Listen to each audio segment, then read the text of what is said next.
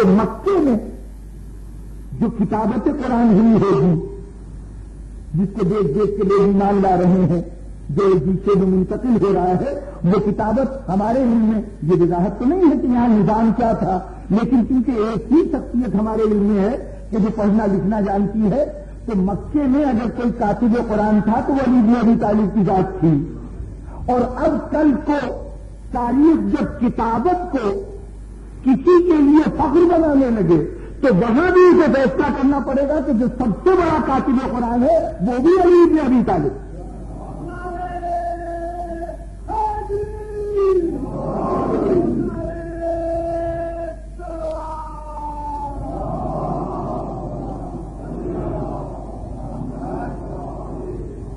سب سمیٹوں کلام کو کہ حضور جب مدینے تشریف لے گئے، مکے میں بھی ان پراشوب حالات میں کتابت قرآن کا انتظام، لیکن جب مدینے تشریف لے گئے تو وہاں اس نظام کو باقاعدہ ایک نظام کے طور پر رائج کیا۔ یعنی حضور کا طریقہ کار یہ تھا کہ جتنے لوگ پڑھے لکھے ہیں بلا امتیاز اس بات کے کہ وہ عقیدے کے اعتبار سے کس سطح پہ ہیں، اسلام کل لائے تھے یا آج اسلام لائے ہیں، اس سے بحث نہیں ہے، جو شخص لکھ پڑھ سکتا ہے اس کے فرائض منصبی میں یہ بات شامل تھی کہ ادھر حضور پر کوئی وحی آئی، آپ کو اللہ کا پیغام ملا، آپ سب سے پہلے اپنے ان تمام پڑھے لکھے لوگوں کو بلاتے تھے کہ تم آ جاؤ، اپنے ساتھ لکھنے کے لیے تختیاں لے آؤ، قلم لے آؤ، اور حضور اس کے بعد جو کچھ نازل ہوا ہوتا تھا اس کو باقاعدہ املا کے طور پر بولتے تھے اور ہر آدمی اس کو لکھتا تھا۔ اس املا کو لکھنے کے بعد اب حضور ان کی کتابت پر بھی بھروسہ نہیں کرتے تھے۔ ایسی ایسی وضاحتیں تاریخ میں موجود ہیں، ذرا ذرا سی باتیں ہیں جس سے پتہ چلتا ہے کہ دیکھیے اگر ان کی تحریر پر بھروسہ ہو جاتا، حضور لکھا دیتے، وہ لکھ لیتے اور رسول چھوڑ دیتے، جانے دیتے، تو کل کہا جاتا کہ حضور نے تو حفظ تک حفاظت کی لیکن ان لوگوں نے تحریر تک حفاظت کی۔ خدا چاہتا ہے کہ حفاظت کے عمل میں کسی اور کا دخل ہونے ہی نہ پائے، اس لیے ادھر لکھواتے تھے، ادھر بلاتے تھے، اب باری باری آتے جاؤ، جو کچھ لکھا ہے لکھ کے سناؤ، وہ سناتے جاتے تھے، رسول دیکھتے جاتے تھے کیا لکھا ہے۔ اب اگر لکھتے وقت کوئی سماعت کی غلطی ہو گئی یا کتابت کی غلطی ہو گئی، دونوں کی اصلاح فرماتے تھے۔ اس کے بعد وہ اپنی تختی لے کے یا تو تختی وہیں چھوڑ جاتا تھا یا لے کے اپنے گھر میں چلا جاتا تھا۔ کچھ ایسے تھے کہ جو یہ سمجھیے کہ سرکاری نسخے تیار کر رہے تھے، اور کچھ ایسے تھے کہ اپنی ذاتی یادداشت کے لیے اپنے پاس لے جا کے نسخے رکھا کرتے تھے۔ چنانچہ بعد رسول کئی گھروں سے قرآن مجید کے نسخے نکلے ہیں کہ یہ وہ لوگ تھے کہ جو اس وقت کتابت کرتے رہے اور گھر پہ لے جا کے جمع کرتے رہے۔ پھر اس پر بھی اکتفا نہیں کہ جب وہی آئے فوراً لکھوا دو، بلا یہ دیکھے کہ کون ہے، لکھنا جانتا ہو، لکھنا جانتا ہو۔ اب اگر کل کو کوئی کہے کہ جی انہوں نے کتابت کی تھی، انہوں نے کتابت کی تھی، تو کتابت کی تھی تو کیا کرے؟ کیونکہ کتابت کی تھی اسے خلیفہ مان لے، حکمران مان لے کہ بھائی ہمارے یہاں، اب یہاں تو ان کمپنیوں کا نام نہیں مجھے معلوم، ہمارے یہاں قرآن مجید جو ہے وہ ایک تاج کمپنی ہے، وہ چھاپتی ہے، تو تاج کمپنی میں سینکڑوں کاتب ہیں جو کتابت کرتے رہے ہیں، تو اب پہلے ان سب کو خلیفہ بناؤ تو پھر ہم پرانے کاتبوں کو بنائیں گے۔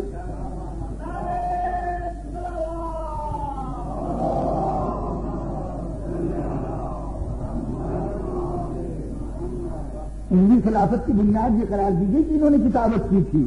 یہ اور بات ہے کہ یہ کتابت کتنی کی تھی اور کیا کی تھی۔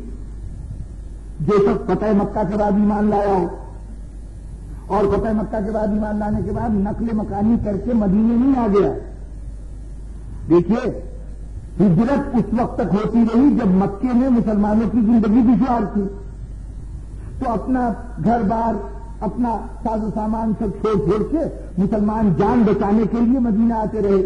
جب مکہ فتح ہو گیا اور مکے میں بھی مسلمانوں کی حکومت قائم ہو گئی، تو اب اگر کوئی اسلام لاتا ہے تو مکے میں کون ہے جو ان کو اذیت پہنچائے؟ اب تو مسلم حکومت ہو گئی نا، اب ان کے پریشانی کی بات نہیں، تو ابھی مکہ چھوڑ کے کیوں جائیں گے مدینے؟ یہ آسان بات ہے، اپنا گھر بار چھوڑ دینا، اپنے ساز و سامان، زندگی بھر کا اثاثہ، باپ دادا کی زمین، باپ دادا کی ہڈیاں، یعنی قبریں چھوڑ کے ان کے چلا جانا آسان بات نہیں ہے۔ یہ تو کوئی بڑا ہی اہم فیصلہ ہوتا ہے جو قومیں کبھی کبھی ہجرت کا فیصلہ کرتی ہیں. یہ آسان بات نہیں ہوتی.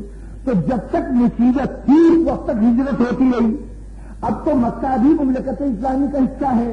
تو جو اب ایمان لائے گا ایک تو اس کی کوئی مخالفت کرے گا نہیں, اسے اذیت دینے والا کوئی نہیں, اور اب چونکہ حالات مسلمانوں کے حق میں ہیں اس لیے کسی کو مکہ چھوڑنے کی ضرورت نہیں. تو جو لوگ مکے میں ایمان لائے وہ مدینے نقل مکانی کر کے نہیں آئے. یہ اور بات ہے کہ سیاحت کی غرض سے, سیر کی غرض سے, یا اپنے نئے نئے اسلام کو ذرا پکا ثابت کرنے کے لیے چکر لگا لیں مدینے میں کہ حضور یہاں تشریف رکھتے ہیں تو ہم جا کے یقین دلائیں کہ ہم ایمان لے آئے ہیں, ہم بڑے مخلص ہیں. تو یہ آئیں گے تو کتنے دن کے لیے آئیں گے؟ 5 دن, 10 دن, 15 دن, مہینہ, 2 مہینہ. اب فتح مکہ مسلمانوں کا آخری اقدام ہے کفار قریش کے ساتھ. یہ بدر, خندق, خیبر سب کچھ ہو چکی. خیبر کے علاوہ باقی ساری جنگیں ہو چکی ہیں, اور اس کے بعد جو کفار مکہ سے کی لڑائیاں ہوئی ہیں وہ سب ہو گئی. اس کے بعد فتح مکہ. اب اس کے بعد مشکل سے 3 سال کا عرصہ ہے حیات رسالت کا.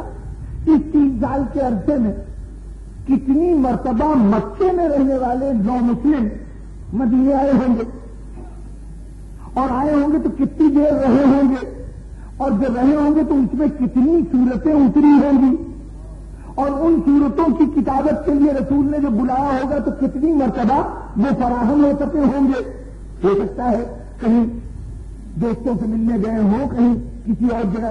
وقت معین نہیں ہے کہ صبح کو اتنے بجے ضرور آ جانا. جب نزول آیت ہوگا اس وقت کاتبوں کو بلا لیا جائے گا کہ آ جاؤ اور جلدی سے اپنی تختیاں لے آؤ اور لکھ لو. تو اب ایسے آدمی نے کتنی کتابت کی ہوگی؟ اگر اس کی اتنی سی کتابت اس کے لیے اعزاز بن سکتی ہے تو جو قرآن مجید کی پہلی وحی سے لے کے آخری وحی تک مستقل کتابت کرتا رہے اس کا استحقاق اس کے مقابلے میں کتنا زیادہ ہوگا؟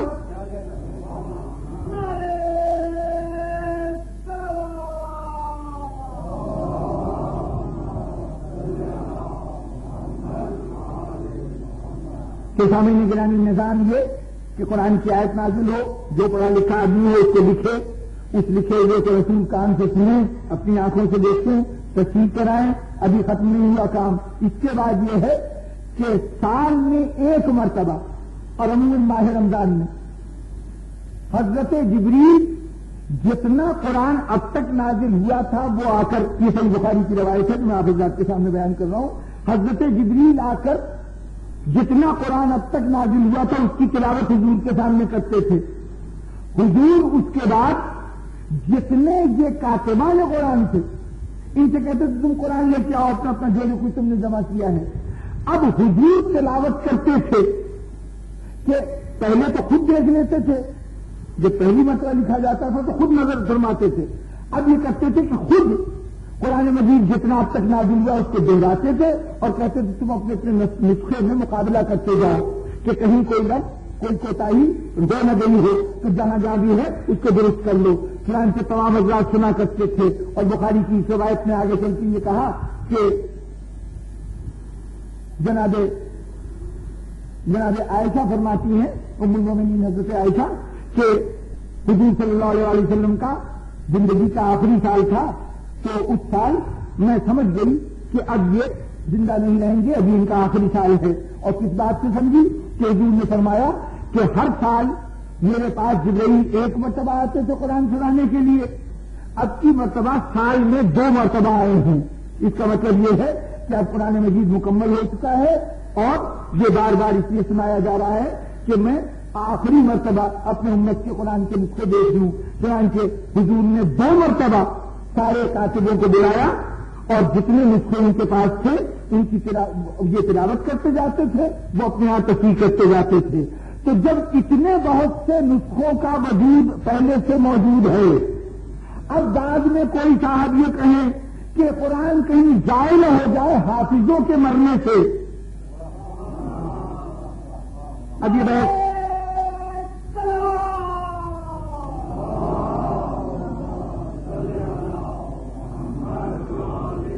حافظوں پہ تو انحصار ہی نہیں کیا کبھی.